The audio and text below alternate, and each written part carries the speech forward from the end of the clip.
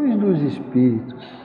E essas instruções são maravilhosas, porque nós vamos nos ligando, nós vamos aprendendo, nós vamos vibrando com aquele ensinamento, com aquela maneira que a gente ainda não tinha pensado. Depois veio o Céu e o Inferno, veio a Gênesis, obras póstumas, e veio também esse livrinho que eu me baseei, tem muita coisa para ler aqui, eu acho que não vai dar nem conta de ler, que é o Espiritismo. É um livro maravilhoso, que conta desde o começo, para que nós possamos entender a nossa condição. Eu vou passar uma folha aqui, aqui ele fala que, eu vou pegar a marca aqui, a 63. Aqui diz assim, esse livro, Kardec, aqui no Livro dos Espíritos, é Kardec que faz as perguntas aos Espíritos. E nesse livro aqui, o que é o Espiritismo, aqui são as perguntas feitas a Kardec. E ele então vai, dentro do conhecimento dele, ele vai mostrando a cada um. Aí aqui diz assim, os fenômenos espíritas diferem essencialmente das ciências exatas. Não se produzem à vontade. É preciso que os colhamos de passagem. Observando muito e por muito tempo que se descobre uma porção de provas que escapam à primeira vista, sobretudo quando não se está familiarizado com as condições em que se pode encontrá-las, e ainda mais quando se vem com o espírito prevenido. As provas abundam para o observador assíduo e refletido. Uma palavra, um fato aparente, insignificante, é para ele um raio de luz, uma confirmação, ao passo que tais fatos não têm sentido para quem os observa superficialmente ou por simples curiosidade. Eis porque não me presto a fazer experiências sem resultado provável. Então, aqui, nós que já temos mais uma vivência no Espiritismo, o que ele fala aqui é a realidade, porque você não aprende tudo do dia para a noite, nem numa reencarnação, isso é provado, mas você vai tendo uma liberdade com a espiritualidade que ela faz com que a gente evolua, principalmente nas reuniões de desobsessão, que é o tratamento para os espíritos necessitados, é o hospital, é o pronto-socorro para espíritos que perambulam por aí, que muitas vezes não sabem nem que desencarnaram. Então, uma pergunta de um espírito querendo vingar, o vingativo, aquele que odeia, aquele que quer arriliar o seu lar, a sua vida, aquele diálogo com ele, uma simples palavra para aquele que está sempre assíduo no trabalho, é você ler o coração dele pela resposta que ele te dá. Então, nós falamos que não é uma doutrinação, nós não podemos dizer, mas sim é levar aquele espírito a uma conscientização dos erros, da parte fraca, para ele largar aquele lar, largar aquela pessoa, que ele também é um espírito de evolução, que ele não pode pensar em vingança, que o amor é que cobra a multidão de pecados. E quantas vezes, quando a gente chega e conversa com esse espírito, que ele sente que é o mal, e o mal não traz a felicidade, que ele sofre também, então na hora que ele resolve rezar um Pai Nosso, aquele espírito, ele recebe o apoio.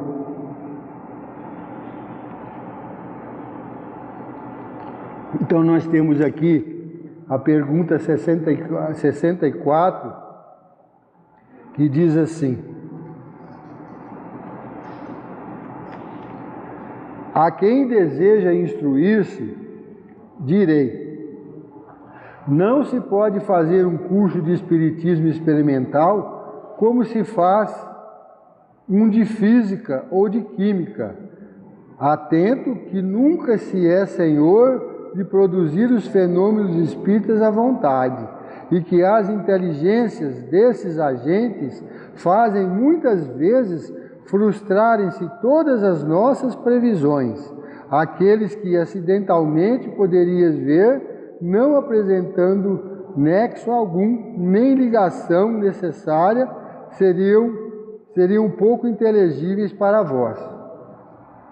Instruí-vos primeiramente pela teoria, lede e meditai as obras que tratam dessa ciência. Nelas aprendereis os princípios, encontrareis a descrição de todos os fenômenos, compreendereis a possibilidade deles pela explicação que elas vos darão e pela narrativa do grande número de fatos espontâneos de que podereis ser testemunha sem os compreender, mas que vos voltarão à memória, vós que fortificareis contra todas as dificuldades que possam surgir e formareis, desse modo, uma primeira convicção moral. Então, quando se vos apresentar a ocasião de observar ou operar pessoalmente, compreendereis qualquer que seja a ordem em que os fatos se mostrem, porque nada vereis de estranho. Eis, meu caro Senhor, o que aconselho a todos que dizem querer instruir-se, e pela proporção que dão, é fácil conhecer-se nele alguma coisa mais de curiosidade.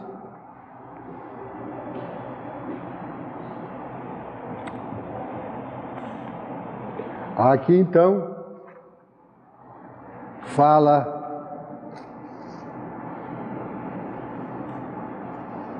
da terceira revelação, e nós temos aqui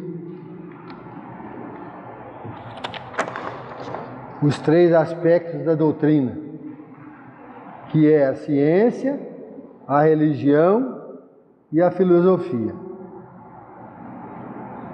65. Nós temos a 65. Terei grande satisfação, meu amigo, em responder às perguntas que me quiserdes dirigir, sempre que forem feitas com sinceridade e sem pensamento oculto.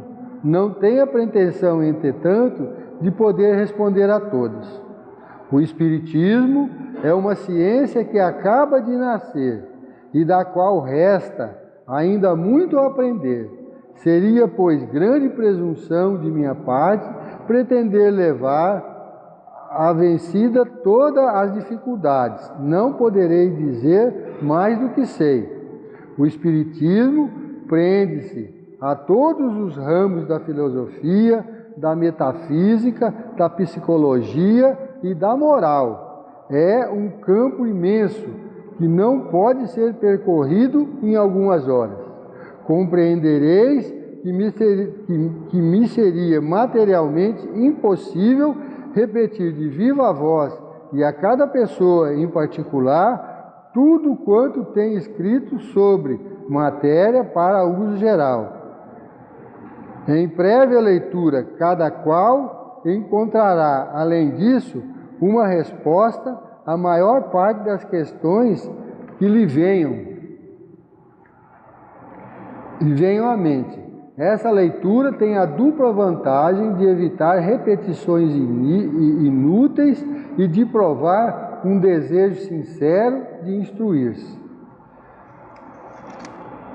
Nós temos aqui: se adotei os termos espírita e espiritismo, é porque eles exprimem, sem equívoco, as ideias relativas aos espíritos. Todo espírita é necessariamente espiritualista, mas nem todos os espiritualistas são espíritas.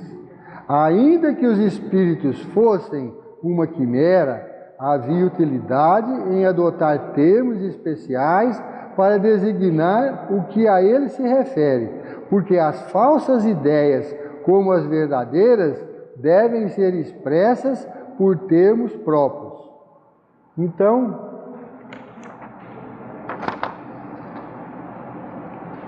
pode virar, entendeu? Tá. Então, o que ele quis esclarecer é que tudo necessita de um estudo. Nós não podemos levar em brincadeira aquilo que nós não conhecemos, na verdade, podemos falar nem 1%. Então há necessidade do estudo sério, a casa espírita séria, responsável, de criar-se grupos de estudo, de criar-se grupos que se afinizam, que trocam ideias, que se respeitam e que sejam dedicados, porque todo aquele que está em busca dessa doutrina, que ela vem revelar aquilo que nós necessitamos, que é conhecimento e trabalho, mesmo que um dia ele se afastar da doutrina, sempre a razão vai estar diante dele. Muitas vezes, muitos assuntos, muitos acontecimentos vão estar em sua volta e ele vai colocar aquilo que a razão lhe indicou, que é a verdade, é a doutrina. Não que a doutrina espírita ela queira se sobrepor, mas em respostas, em vivência, em contato com o mundo espiritual, nós estamos à frente. E nós não chamamos ninguém para que seja espírita, mas que se atualizam na maneira de viver, que se atualizem quanto à mediunidade. Quantas pessoas nos procuram na casa espírita que o filho está incorporando, que está falando, que não dorme, que está vendo isso, que está vendo aquilo, que tem vontade de suicidar, isso e aquilo. E a verdade, a casa espírita é o hospital dos dois lados, é material e é espiritual, porque é a porta aberta dia e noite, é aqueles companheiros que chegam necessitados e que nós temos por obrigação, se aqui estamos dando o nosso trabalho, que é o retorno que nós recebemos, é ver em cada coração a alegria voltar, a compreensão, a vivência de ter um lar, de ter paz, de procurar errar muito menos. Então a doutrina, aos poucos, ela dentro da razão, ela nos cobra mais do que aquela que vem colocar o freio em você. Ah, isso não pode, isso não pode. Não. O não pode da doutrina é o esclarecimento, é a postura da verdade a cada um de nós. Aí então, quando Jesus nos diz assim, cada um de vós é um templo, ajuda-te que o céu te ajudará, faça da tua parte que eu te ajudarei. Então isso depende, esse contato conosco, nessa vida de vigilância, de respeito, de aprender a respeitar a dor alheia, de aprender a ajudar a enxugar lágrimas, de aprender a participar com amor, levando a prece, levando a palavra amiga, isso é que nos coloca numa posição de amor, numa posição do verdadeiro amor, daquele amor que Jesus nos ensinou. Por isso que diz aqui, no começo, que os anjos, as falanges de espírito estão sempre a postos, não é verdade? Então aqui diz aqui, 64, aqui eu já li. Então aqui nós temos a 69, ela nos diz assim: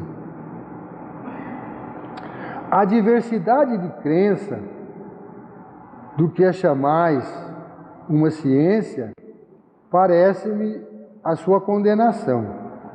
Se ela se baseasse em fatos positivos, não deveria ser a mesma na América e na Europa? Isso, no começo, desde o começo, Kardec ali disse que ele recebeu mensagens de 10 médios.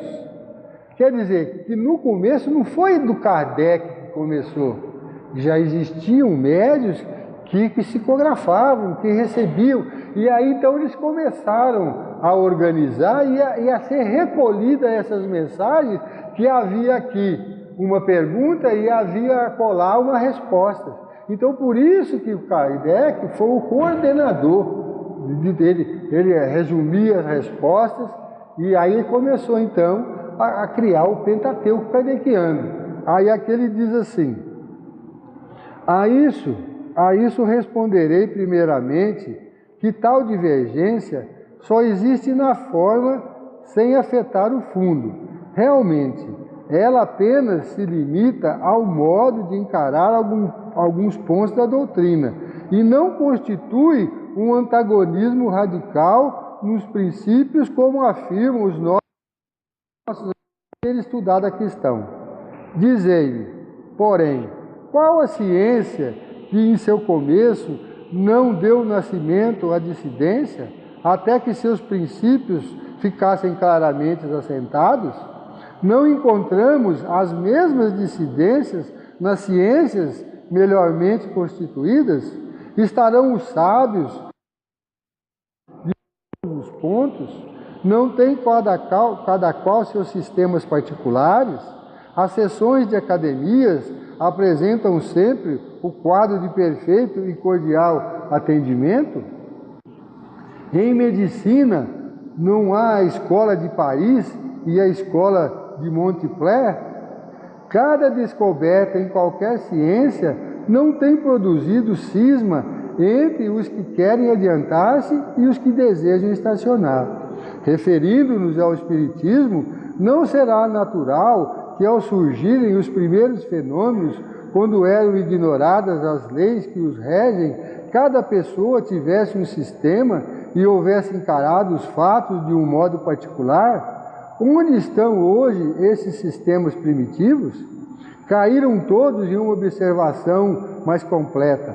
Bastaram apenas alguns anos para que ficassem estabelecidas a unidade grandiosa que hoje prevalece da doutrina e que prende a imensa maioria dos adeptos, com exceção de algumas individualidades que nesta, como em todas as coisas, se apegam a ideias primitivas e morrem com elas. Qual a ciência, qual a doutrina filosófica ou religiosa que oferece um exemplo igual? Apresentou o Espiritismo a 100ª parte das cisões que durante tantos séculos dilaceraram a Igreja e que ainda hoje a dividem. É realmente curioso ver as puerilidades que a recorrem os adversários do Espiritismo. Não indicará isso uma falta de argumentos sérios? Então, é uma lógica. Hoje nós temos a união da espiritualidade, do Espiritismo, nós temos um consenso, a união das casas, tanto isso prova que nós temos um xarope fraternal, nós temos uma pomada que só a nossa casa que representa 40 casas espíritas, nós temos aí as casas espíritas unidas e tudo isso. E outra coisa que eu quero aqui deixar bem claro, existem outras casas ou outras religiões que assumem o evangelho do kardecista como base angular da doutrina, como ele trazendo a razão, trazendo a verdade. Então muitos não são espíritas, mas utilizam o evangelho como a raiz, como a razão, porque ele traz a verdade, ele é luz. Aqui diz: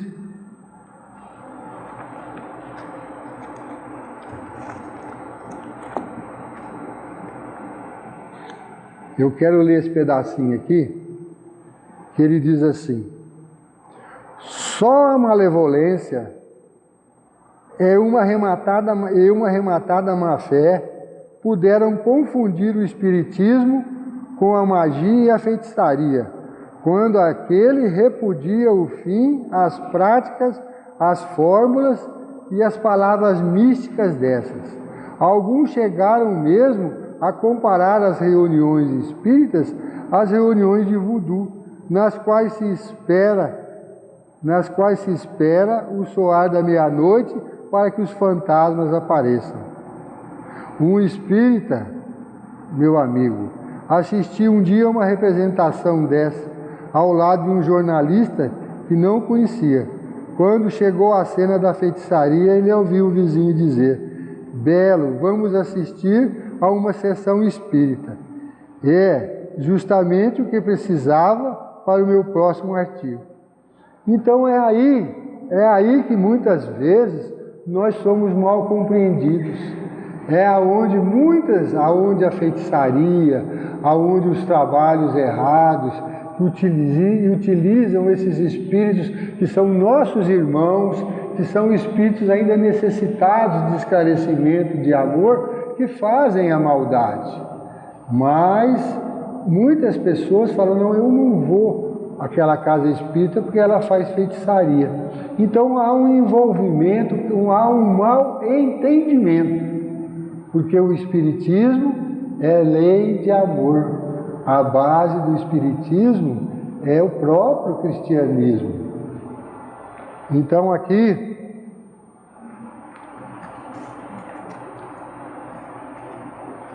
vem dizendo: quem é você? Né? Na verdade, tá na hora já, Rogério? Está acabando? Na verdade, do que trata o espiritismo.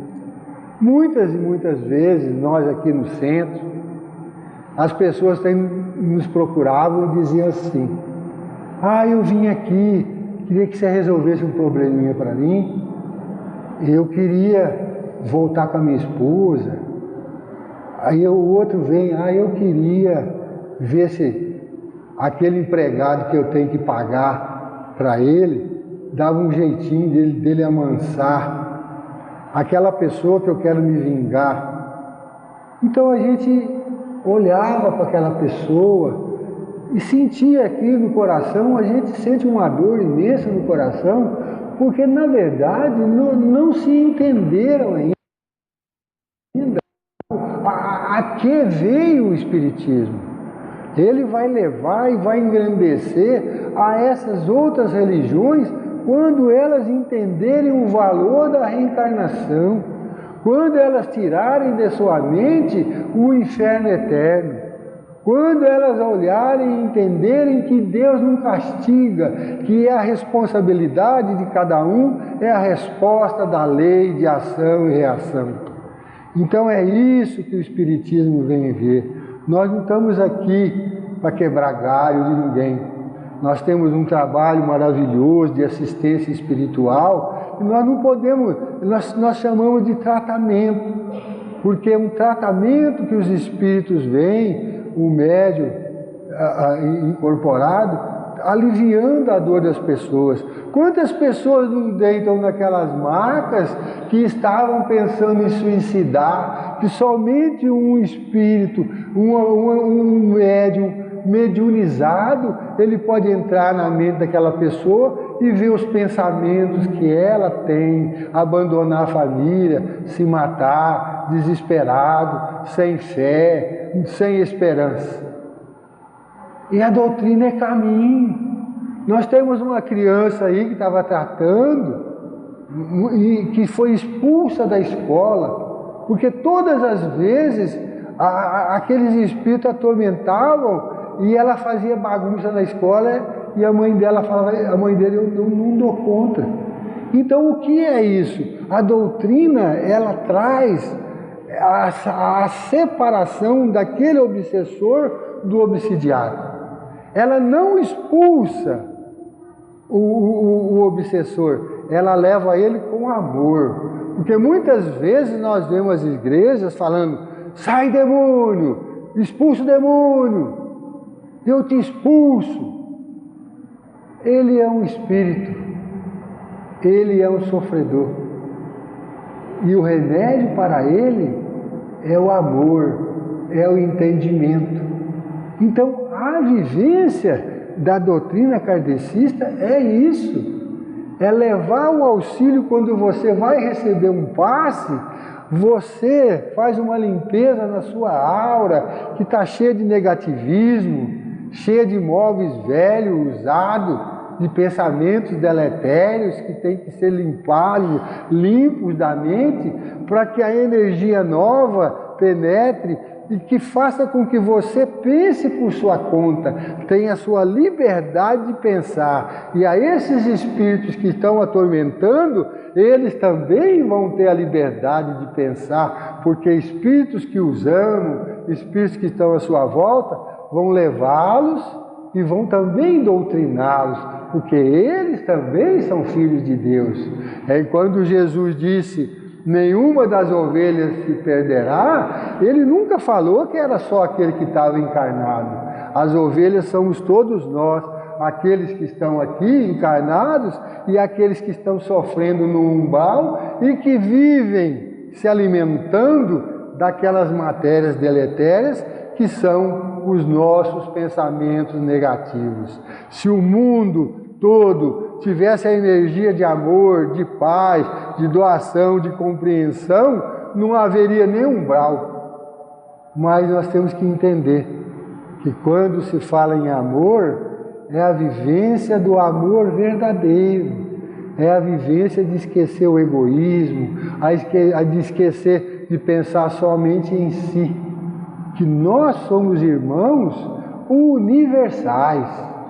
O amor é que cobre a multidão de pecados. Aí então ele pergunta: quem é você? É uma pergunta difícil, porque ela só pode ser feita por nós, para nós mesmos, não é isso? O que eu sou? Aonde está o meu grau de fé, o meu grau de entendimento?